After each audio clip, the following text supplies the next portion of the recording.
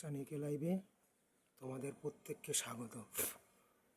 দেখো, গতকাল পয়লা বৈশাখের দিন থেকে কিন্তু একবার মেঘলা ওয়েদার, একবার চড়া রোদ, এই ধরনের বারবার পরিবেশ দেখেছো, কিন্তু সেই পরিবেশটা প্রপারলি গত রাত ধরে প্রিপারেশান বা প্রস্তুতির পর্যায়ে ছিল। অর্থাৎ একটা তীব্র শক্তিশালী কালবৈশাখী কিন্তু আজকে এবং আগামীকাল দেখার সম্ভাবনা গোটা দক্ষিণবঙ্গ জুড়ে। পরিবেশ কিন্তু সেটাই বলছে। কারণ বন্ধুরা, একটা ভালো কালবৈশাখী তৈরির জন্য যে অনুকূল পরিবেশটা দরকার সেটা কিন্তু এখন টোটালি বায়ুমণ্ডলে রয়েছে।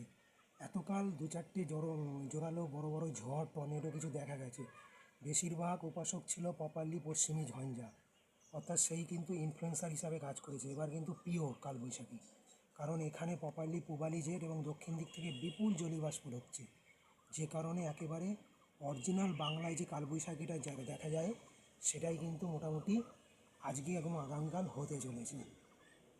বিপুল পরিমাণ জলীয়বাষ্প ঢুকে গেছে, গুমোট পরিবেশ, এবং হু হু করে ওপরের বায়ুস্তরে পূর্ব দিক থেকে হাওয়া বইছে, এবং একটা নির্দিষ্ট টাইমের পর দুপুর বা বিকেল বা সন্ধ্যের মধ্যেই কিন্তু ওই 5 থেকে 6 ঘন্টা টাইমের মধ্যে কালবৈশাখী আছড়ে পড়বে। এবার সঙ্গে কিন্তু লাইটিং বলুন, বজ্রপাত বলে যেটাকে, পাশাপাশি কিছু এলাকায় টুকটাক শিল বৃষ্টিও হতে পারে, পাশাপাশি বজ্রগর্ভ মেঘ, বাজ পড়ার সম্ভাবনা, এই সব মিলিয়ে কিন্তু একটা ওয়েদার স্টেশন একে লাইভের পরিবেশ পুরোপুরি রেডি হয়ে গেছে।